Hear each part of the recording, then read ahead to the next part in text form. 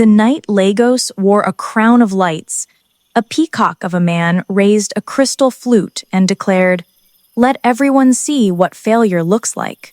Cameras blinked like lightning bugs. The talking drum in the corner answered with a sly tremor, as if to warn the river that stones thrown upstream always return. People laughed, some chuckling nervously, others bursting into exaggerated laughter, clapping too hard, not because the joke was sweet, but because power had a way of forcing sugar into sour mouths. A few guests glanced away in pity, shaking their heads quietly.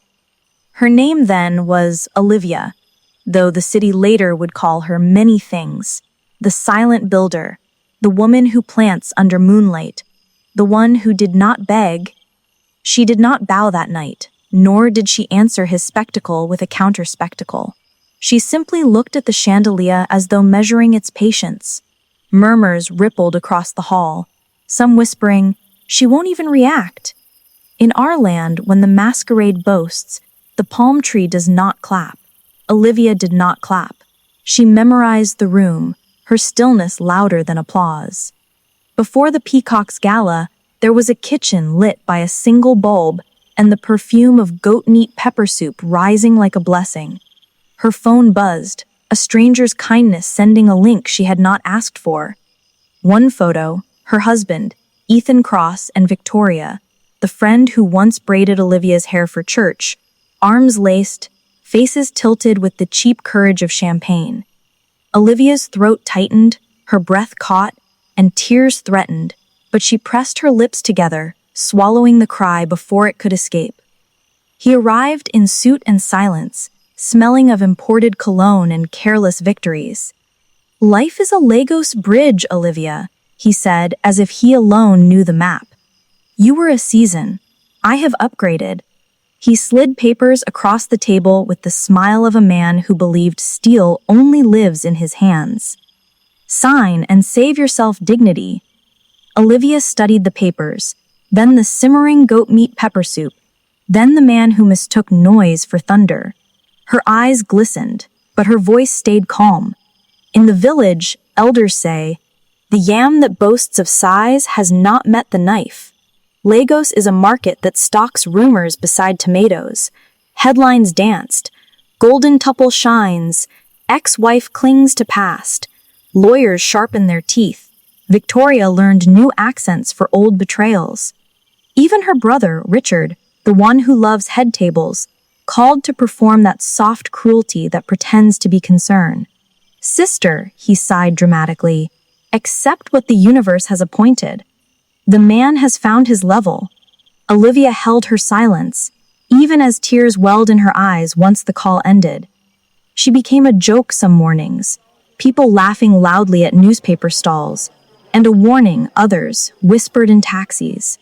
She stopped answering calls, not from shame, but from obedience to the one law that outlasts thunder. Silence grows roots. Grief was a charcoal mortar.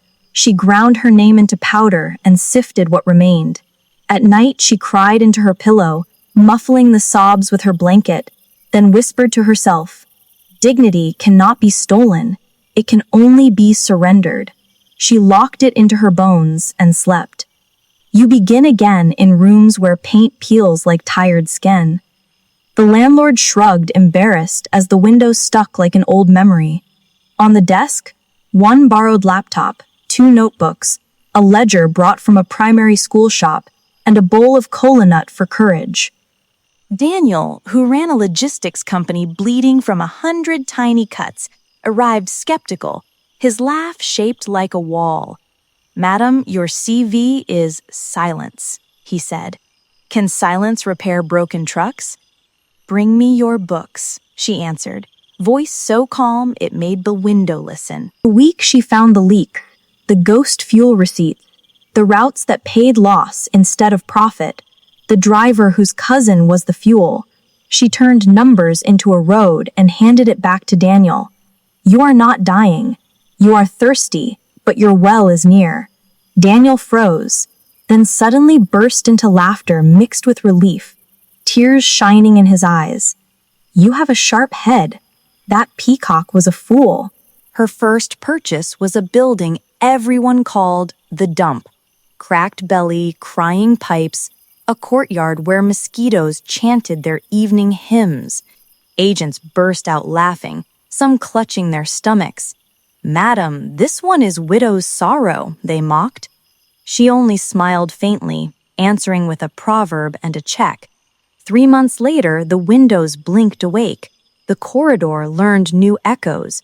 Children laughed and ran across the courtyard, and mothers sighed with relief as they unpacked. On the day tenants moved in, an old woman with hands like folded maps pressed cassava cakes into Olivia's palms. Tears filled the woman's eyes as she whispered, "When people push, sometimes they are making space for your harvest." Olivia's eyes stung as she smiled back. The glass doors bore her name, O Moonlight Holdings, letters steady and proud. Investors came, their voices sharp with skepticism. Alan, a shark in Ankara, poured Zobo and laughed softly, shaking his head. "Is this money for bread or for revenge?" he teased. Olivia smiled, her calmness making the room fall silent. Why not both? Bread for the hungry, justice for the ledger. Murmurs filled the air. She did not pitch fireworks, she poured maps. Logistics here, undervalued properties there, agritech seated quietly. Noise is expensive, but proof is cheap if you count well. The room gasped when Alan finally leaned forward, shook her hand, and said, "You don't argue like a lion, but people will follow where your shadow points." 2 reigns later, Claire, her assistant, panting, eyes wide with excitement, burst in hugging a file to her chest. "Madam," she gasped, almost crying with joy. "The last of them signed.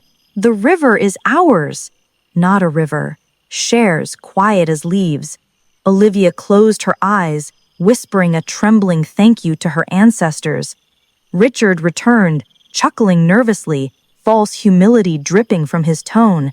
"Sister," he laughed softly, "family is the first cloth."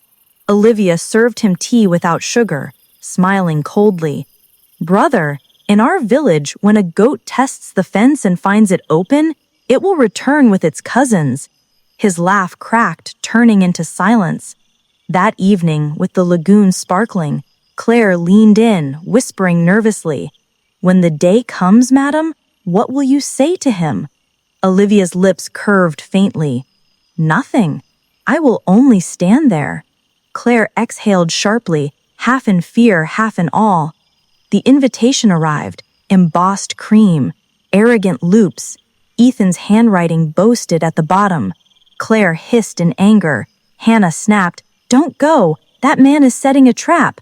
Olivia only laughed softly. The best way to break a trap is to walk into it carrying a mirror. The ballroom shimmered. When Olivia stepped in, the crowd gasped. Cameras flashed wildly. Men straightened their ties. Women whispered, "She's glowing."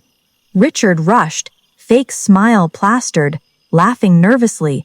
"Sister, let's take photos." Olivia only replied coolly, "I am not the same woman." Across the hall, Ethan's grin faltered, his hand trembling around his glass. Victoria's laugh rang too loudly, cracking at the edges. Dinner began. Ethan raised his glass.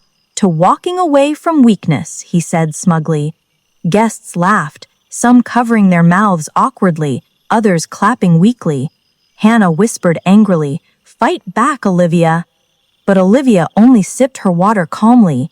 Investors glanced at her, one by one nodding. Ethan's laughter grew forced as silence deepened around him. When it was time for the merger, Chairman Whitmore rose. "Before we proceed, we must hear from Madam Olivia Carter." Gasps tore across the room. Chairs scraped. Someone dropped their glass with a crash. Ethan stammered, "Chairman, this is neither the time." But Whitmore cut him off. "It is precisely the time." Olivia rose slowly. The room felt utterly silent. Even breaths seemed to pause. Her voice calm but firm. "Good evening." Gasps and whispers swept across the hall. Whitmore declared, Madam Carter now holds controlling interest in Cross Enterprises.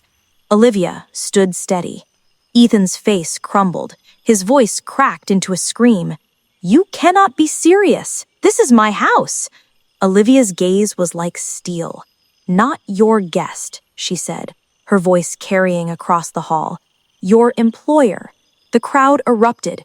Gasps, applause, some even laughing in disbelief. Victoria stepped back, trembling, her diamonds clinking. Ethan, she whispered, but her voice shook. Cameras flashed as Ethan begged, tears brimming. Please, Olivia, please. Olivia's lips curved sadly. Noise is not a root. You mistook applause for power. Now you see. His sobs filled the hall as security escorted him out. Some guests hid their faces in their hands. Others whispered, "Oh my God," under their breath. Music returned, softer, gentler. Hannah clapped through tears, laughing and crying at once. The board rose in applause. Olivia lifted her chin. This was never revenge.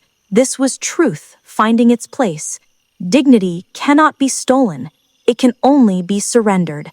I chose not to surrender mine. The crowd roared in applause, some crying, some shouting, "Bravo!" The city buzzed for weeks. Market women laughed loudly, retelling the tale. Taxi drivers shook their heads, saying, "That woman, she has done what no man could." Children clapped and repeated her name in play. And the elders said, "The loud drum may start the dance, but it is the silent seed that owns tomorrow's harvest." Thank you so much for watching this story. If you enjoyed it, please don't forget to like, drop your thoughts in the comments, and of course, subscribe to the channel for more powerful stories like this. Share it with your friends and family too. It really helps us grow. Until next time, stay inspired and stay blessed, DI besties.